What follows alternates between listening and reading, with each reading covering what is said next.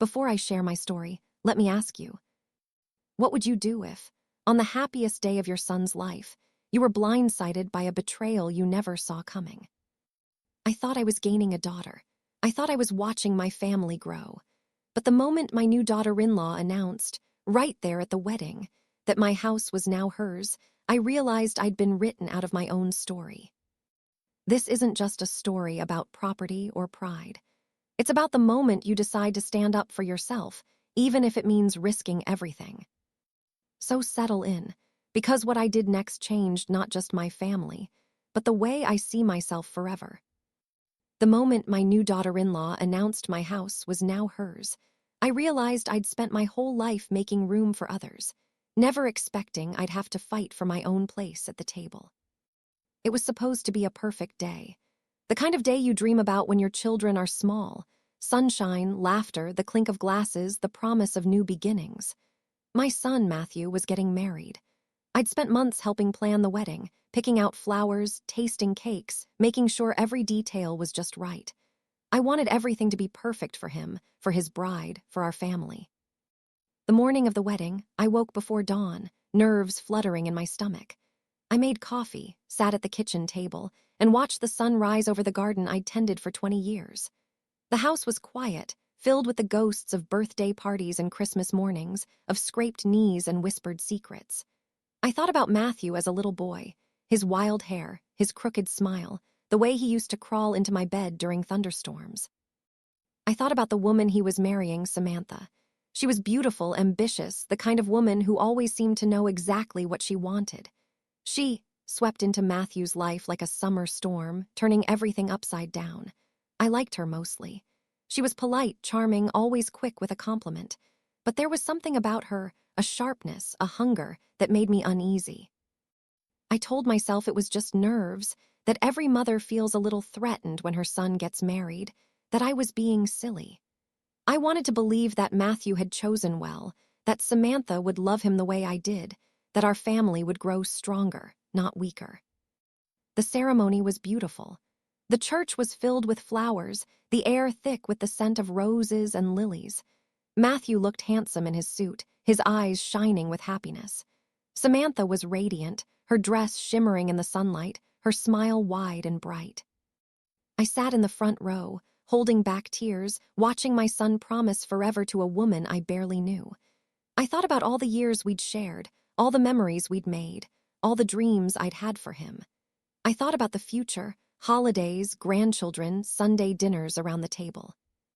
After the ceremony, we moved to the reception hall, a grand old building with high ceilings and crystal chandeliers. The tables were set with white linens and gold-rimmed plates, the air buzzing with excitement. I made my rounds, greeting family and friends, accepting hugs and congratulations, trying to ignore the ache in my chest. Samantha's family was there in full force, her parents, her siblings, aunts and uncles I'd never met. They were loud, boisterous, filling the room with laughter and stories. I watched as Samantha moved among them, her arm linked through Matthew's, her eyes shining with pride. I tried to join in, to be gracious, to make everyone feel welcome. But I felt like a guest in my own life, an outsider at my own son's wedding. After dinner, the speeches began. Matthew's best friend told stories about their childhood, making everyone laugh. Samantha's father gave a toast, his voice thick with emotion. Matthew stood and thanked everyone for coming, his eyes lingering on me, his voice trembling as he talked about the sacrifices I'd made, the love I'd given. I felt tears slip down my cheeks, pride and sadness mingling in my heart. Then it was Samantha's turn. She stood, her glass raised, her smile wide. "I just want to say how grateful I am to be joining this wonderful family," she began, her voice ringing out across the room. "And I'm especially grateful to my new mother-in-law, who has been so generous, so welcoming, and so supportive." I smiled, my heart swelling. She turned to me, her eyes shining. "And I'm so excited to start our new life together in the beautiful house she's giving us." The room went silent. I felt the blood drain from my face. Samantha beamed. "Matthew and I can't wait to make it our own. Thank you, Mom. We're so grateful." I stared at her, my mind racing. I hadn't agreed to give them the house. I hadn't even considered it. I looked at Matthew, his face pale, his eyes wide with shock. The room erupted in applause, people clapping, cheering, raising their glasses. I sat frozen, my heart pounding, my hands shaking. I realized then that I'd spent my whole life making room for others, never expecting I'd have to fight for my own place at the table. The applause faded, but the shock in the room lingered. I sat at the table, my mind spinning, my hands clenched in my lap. I could feel the eyes of my family on me, my sister, Ruth, her mouth open in disbelief, my brother, Tom, shaking his head, my best friend, Leela, squeezing my shoulder under the table. Matthew was still standing, his face pale, his jaw clenched. He looked at me, his eyes pleading, but I couldn't read what he was trying to say. Samantha sat down beside him, her smile never faltering, her hand resting possessively on his arm. I tried to catch my breath, to steady my hands, to make sense of what had just happened. I replayed Samantha's words in my mind, the beautiful house she's giving us, and felt a wave of anger rise in my chest. I hadn't agreed to give them the house. I hadn't even discussed it with Matthew. The house was mine, bought with years of hard work, of sacrifice, of dreams deferred. I looked around the room, searching for someone to help, someone to say something, someone to break the spell. But everyone was smiling, clapping, raising their glasses. I felt invisible, erased, written out of my own story. After the speeches, people drifted to the dance floor, the band playing soft jazz, the lights dimmed to a golden glow. I sat at the table, staring at my hands, my heart pounding. Ruth slid into the seat beside me, her voice low. "Did you know about this?" she whispered. I shook my head, my voice trembling. No, I had no idea. She squeezed my hand. "You don't have to do anything you don't want to do. This is your home." I nodded, tears stinging my eyes. "I know, but what do I do now? I don't want to ruin Matthew's wedding." Ruth looked at me, her eyes fierce. "You don't have to make a scene, but you don't have to let her take what's yours either." I watched as Samantha and Matthew danced their first dance, her head on his shoulder, his arms wrapped around her. I thought about the years I'd spent raising him, late nights with fevers, early mornings with pancakes, the way he used to run to me when he was scared. I thought about the dreams I'd had for him, the hopes I'd carried, the love I'd poured into every corner of our home. I thought about the house, the creaky floors, the sunlit kitchen, the garden I'd planted with my own hands. I thought about the memories etched into every wall, the laughter, the tears, the life I'd built. I realized then that I wasn't ready to give it up. Not for Samantha, not for anyone. After the dance, I slipped outside, the cool night air sharp against my skin. I stood in the garden, listening to the music drifting through the open windows, the laughter and chatter of the guests. I closed my eyes, trying to find my center, to remember who I was before all of this. Leela found me there, her arms wrapped around her shoulders, her eyes full of concern. "Are you okay?" she asked. I shook my head, tears slipping down my cheeks. "No, I'm not." She hugged me, holding me tight. "You don't have to do this alone. Whatever you decide, I'm with you." I nodded, grateful for her friendship, for her strength, for the reminder that I wasn't as alone as I felt. Inside, the party raged on. Samantha was the center of attention, laughing, dancing, accepting congratulations. Matthew hovered at her side, his smile strained, his eyes darting to me every few minutes. I watched them, my heart aching. I wanted to be happy for them, to celebrate their new life together. But I couldn't shake the feeling that I was losing something precious, something I'd worked my whole life to build. I realized then that I had a choice. I could let Samantha take what was mine, or I could stand up for myself, for my home, for my place in this family. I wiped my eyes, squared my shoulders, and walked back inside. I slipped back into the reception hall, the music thumping, the lights spinning across the dance floor. I tried to blend in, to smile and nod as people passed by, but my mind was racing. I watched Samantha work the room, her laughter a little too loud, her compliments a little too sweet. She was already talking about our house to anyone who would listen, describing the kitchen, the garden, the plans she had for redecorating. I caught snippets of conversation as I moved through the crowd. She's so lucky, getting that house. I wish my mother-in-law was that generous. Did you hear? Anna's giving them the house. What a gift.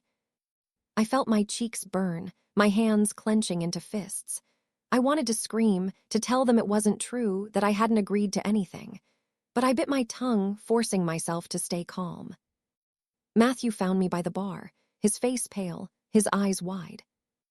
"Mom, can we talk?" he asked, his voice low. I nodded, following him to a quiet corner. He ran a hand through his hair, his voice trembling. "I'm so sorry. I didn't know she was going to say that. We talked about maybe moving in someday, but I never said you were giving us the house. I swear." I studied his face, searching for the truth. "Did you want the house, Matthew? Is that what this is about?" He shook his head, tears shining in his eyes.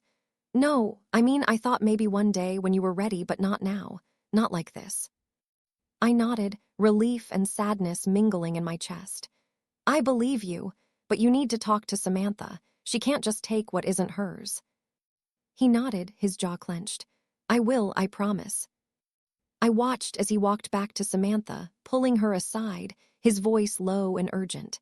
She listened, her smile fading, her eyes narrowing. I saw her glance at me, her lips pressed into a thin line.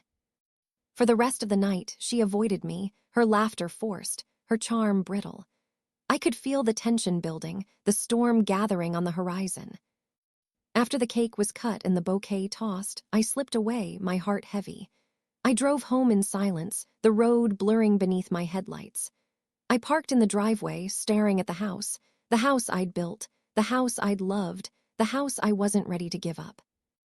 I sat on the porch, listening to the crickets, the distant hum of traffic, the echo of Samantha's words in my mind. I realized then that I had to do something. I couldn't let her take what was mine. I couldn't let her rewrite my story. I went inside, poured myself a glass of wine, and started making a plan. The next morning, I called Ruth. "She's telling everyone the house is hers," I said, my voice shaking. "I can't let her get away with this." Ruth was quiet for a moment. "You don't have to. You have every right to stand up for yourself." I nodded, feeling a flicker of hope. "I'm going to talk to a lawyer. I want to make sure everything is in my name, that there's no way she can take it." Ruth's voice was firm. "Good, and if you need me, I'll be there. You're not alone." I hung up, feeling stronger than I had in days. I realized then that I wasn't just fighting for a house. I was fighting for myself, for my dignity, my worth, my place in this family. And I wasn't going to back down. The following week, I met with a lawyer. I brought every document I could find, deeds, tax records, old mortgage statements, even the faded receipt from the day I'd made the final payment on the house. The lawyer, a kind woman named Ms. Patel, listened as I explained what had happened at the wedding. She shook her head, her eyes sympathetic. "You're the sole owner, Anna. No one can take your house unless you sign it over. Not your son, not his wife, not anyone." Relief washed over me, but it was tinged with anger. "She's telling everyone it's hers. She's making plans, picking out paint colors, talking about tearing out my garden." Ms. Patel smiled gently. "Let her talk. The law is on your side, but if you want to make it crystal clear, you can update your will, add a clause, even put a note in the family trust. You have options." I left her office feeling lighter, but also determined. I wasn't just going to defend my home, I was going to make sure everyone knew the truth. That weekend, I invited Ruth and Leela over for coffee. We sat in the kitchen, the sunlight streaming through the windows, the smell of cinnamon rolls filling the air. "I'm going to set the record straight," I said, my voice steady. "At the next family gathering, I'm going to tell everyone the truth. No more whispers, no more rumors, no more letting Samantha control the story." Ruth nodded, her eyes shining with pride. "Good for you, you deserve to be heard." Leela squeezed my hand. "We'll be right there with you." The opportunity came sooner than I expected. Matthew and Samantha hosted a brunch the following Sunday, inviting both families. I arrived with Ruth and Leela, my heart pounding, my hands shaking. Samantha greeted me at the door. Her smile tight. "So glad you could make it, Anna. We were just talking about the house, how excited we are to move in. I smiled, my voice calm. That's funny, Samantha, because I haven't agreed to that. She blinked, her smile faltering. Oh, well, I just assumed. I cut her off, my voice steady. You assumed wrong. The house is mine. It will stay mine. And I'd appreciate it if you stopped telling people otherwise. The room went silent. All eyes were on me. Matthew stepped forward, his face red. Mom, can we talk? I nodded, following him into the kitchen. He closed the door, his voice low. I'm sorry. I didn't know she was telling people that. I never asked for the house. I don't want it not like this. I looked at him, my heart aching. I know, sweetheart, but you need to talk to your wife. She can't just take what isn't hers. He nodded, his shoulders slumping. I will, I promise. Back in the living room, Samantha was trying to save face, laughing off my words, making jokes about misunderstandings and wishful thinking. But I could see the anger in her eyes, the way she glared at me when she thought no one was looking. I realized then that this wasn't just about a house. It was about power, about control, about respect. And I wasn't going to let her win. After the brunch, the family group chat lit up with messages. Some were supportive. My cousin Jan wrote, "Good for you, Anna. That house is your heart." Others were more cautious, asking if there'd been a misunderstanding, if maybe Samantha was just excited about the future. But the truth was out, and I felt a strange sense of relief. For the first time in weeks, I slept through the night. Samantha, however, was not ready to let it go. She started dropping by the house unannounced, just to look around. She'd walk through the rooms, making comments about what she'd change, what she'd keep, what she'd get rid of. She even brought a friend over one afternoon, showing her the kitchen, the garden, the sunroom I'd built with my own hands. I tried to be polite, but my patience wore thin. One day, I found her in my bedroom, opening drawers, looking through my jewelry box. What are you doing? I asked, my voice cold. She jumped, her face flushing. Oh, I was just imagining where I'd put things, when we move in. I closed the drawer, my hands steady. You're not moving in, Samantha. This is my home. You need to respect that. She glared at me, her voice sharp. You can't keep it forever. Matthew and I deserve a place to start our family. I shook my head, my anger rising. You can start your family anywhere you want, but not here, not in my house. I called Ruth that night, my hands shaking. She was in my bedroom, Ruth, going through my things. Ruth's voice was fierce. That's it. You need to set boundaries. Change the locks if you have to. This is your home. I nodded, feeling a surge of determination. I will. I'm done playing nice. The next day, I called a locksmith. I changed every lock in the house, installed a security system, even put up a new fence around the garden. I sent Samantha a message, clear and direct. You are not welcome in my home without my permission. Please respect my boundaries. She didn't reply, but I knew she got the message. Matthew called that night, his voice heavy with guilt. I'm sorry, Mom. I don't know what's gotten into her. She's not usually like this. I sighed, my heart aching for him. Marriage changes people, Matthew. Sometimes it brings out the best, sometimes the worst. But you need to stand up for what's right. You need to support me, not just her. He was quiet for a long moment. I will, I promise. I started seeing a therapist, working through the pain, the anger, the betrayal. I learned to forgive not just Samantha, but myself. I learned that healing wasn't about forgetting, but about letting go, about choosing to move forward even when the past still hurt. I joined a support group for women who'd been pushed aside by their families, who'd had to fight for their place in the world. We met every Thursday in the basement of a local church, sharing stories, offering advice, holding space for each other's pain. I found comfort in their words, in their strength, in the knowledge that I wasn't alone. Samantha's campaign didn't stop. She started telling people I was unstable, that I was hoarding the house, that I was keeping Matthew from his future. She posted on social media, painting herself as the victim, gathering sympathy from people who didn't know the whole story. I refused to engage. I kept my head high, my boundaries firm, my heart open to the people who truly loved me. The months that followed were a test of patience and dignity. Samantha's campaign to claim my house became the talk of the family and even the neighborhood. She told anyone who would listen that I was selfish, that I was standing in the way of her and Matthew's happiness. She even hinted that I was losing my mind, that maybe it was time for me to downsize and let go. I heard the whispers at church, at the grocery store, even at the hair salon. Some people believed her. Others just shook their heads and said, "That Anna, she's always been strong. She'll handle it." Matthew was caught in the middle.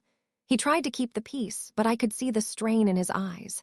He came by less often, his calls shorter, his laughter forced. I missed him, missed the boy who used to run to me with scraped knees and wild stories, missed the man who used to call just to say he loved me. Ruth and Leela stood by me, their support unwavering. "You're doing the right thing," Ruth said, her voice fierce. "Don't let her bully you. Don't let her rewrite your story." I nodded, but some nights, the loneliness crept in. I'd sit in the sunroom, the house quiet around me, and wonder if I was being stubborn, if I was holding on to something I should let go. But then I'd walk through the garden, run my hands over the worn banister, look at the photos on the walls, and remember, this was my home. I'd built it, brick by brick, memory by memory. I wasn't ready to give it up. The final straw came at Thanksgiving. Samantha arrived early, sweeping into the kitchen with a tray of store-bought pies and a smile that didn't reach her eyes. "I hope you don't mind, Anna," she said, her voice sweet as honey. "I invited a few friends to see the house. They're helping me pick out paint colors." I stared at her, my patience snapping. "This is my home, Samantha. You don't get to invite people here without my permission." She shrugged, her eyes cold. "Not for long. Everyone knows you're moving out soon." I took a deep breath, my hands steady. "No, Samantha, I'm not, and it's time everyone knew the truth." After dinner, as the family gathered in the living room, I stood up and cleared my throat. The room fell silent, all eyes on me.